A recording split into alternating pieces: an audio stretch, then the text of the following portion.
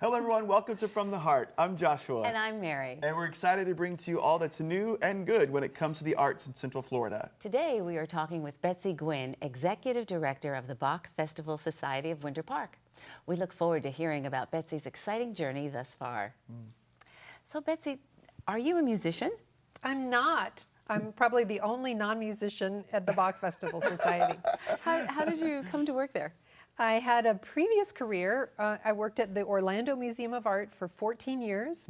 It was my first position out of college, and I had a number of different responsibilities while I was there.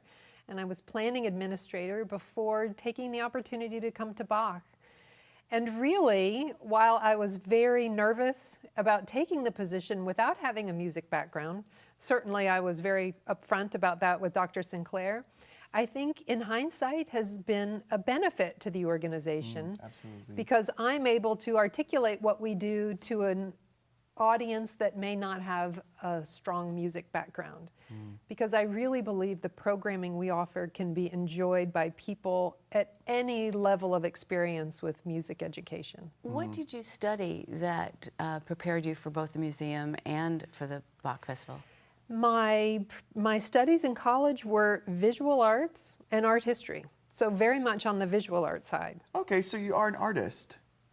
Yes, although as a non-practicing artist, I can't call myself that. My Well, we're husband all is an artists. artist. I think we're all artists. Creativity That's is, true. Yeah. I'll take credit for Visual that. art, so you paint, you sculpt, Yes, yes. That's I was awesome. a painter and a ceramicist. I did not know that. Yes. And do you play any instruments at this time in your life? I'm learning to play the piano. Oh, We just have a nice. piano in the house, and I'm beginning to take lessons, and Nice. very much enjoying it. Now, do you read music, or are you starting from ground I'm zero? starting from scratch. That is so from very ground zero. cool. Is Dr. Sinclair very proud of you? Does He's he know? incredibly encouraging. That's- Yes, yeah. incredibly Of course he encouraging. is. Getting ready for that audition for him, right? No, I won't be auditioning anytime What were you like soon. as a child? Were you constantly making things and painting? I think as just thinking creatively and absolutely exploring with different mediums. But I really found that in college, it was the artists and that art community that I identified with. You know, they were looking at something not for prestige as much as self-realization. They were looking and asking questions, and I very much identified with that. And somewhere along the line, you emerged as a leader to lead these creative artists into more of their work. How did that come about? I think that was just a natural outcome of my skill set. And it was clear that I wasn't going to take the path of being an independent visual artist, somebody that felt absolutely that that's what I had to do every day when I woke up in the morning. And my job at the museum gave me a lot of opportunities to create budgets and projects with co-creative people, leaders of our development, marketing, and education and exhibition staff. And I took those skills of bringing these people together and crafting stories and opportunities, and I brought it to the Bach Festival and have never regretted my decision. I'm just enamored with the cultural community, all the people that give their time and talent to make it what it is. It's just an incredible group of people, and I'm so proud to be part of it. Well, you're a great leader, Betsy. What do you think are some of the accomplishments that you've been able to help the Bach Festival Society with? What are the things you look back at your journey so far there and that you're really proud of? Well, certainly we've had some extraordinary celebrations, and I was part of our 75th celebration. And our 80th, which we recently completed. We're getting ready to do a composition. We've engaged two artists, Paul Moravec, a Pulitzer Prize-winning composer, and Terry Teachout, who's an author and Wall Street Journal critic. Two extraordinary artists in their own right are working with Bach to compose a new work honoring John Sinclair's 25th season with the Bach Festival. But also leading the organization, I think, during the very difficult times of the recession and keeping a program going, staying within a budget that we can afford. What was your secret to doing that and keeping morale up?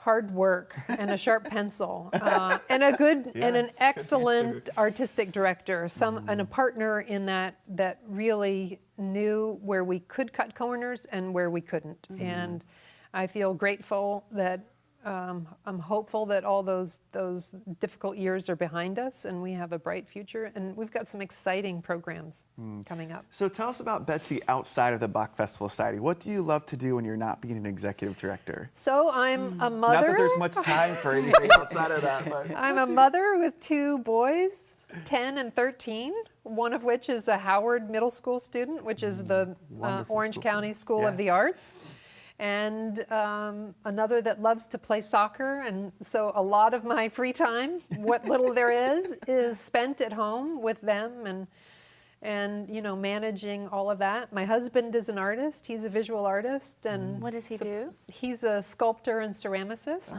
very cool. Yes, and has a studio and shares it with some artists. So You must have a very creative home.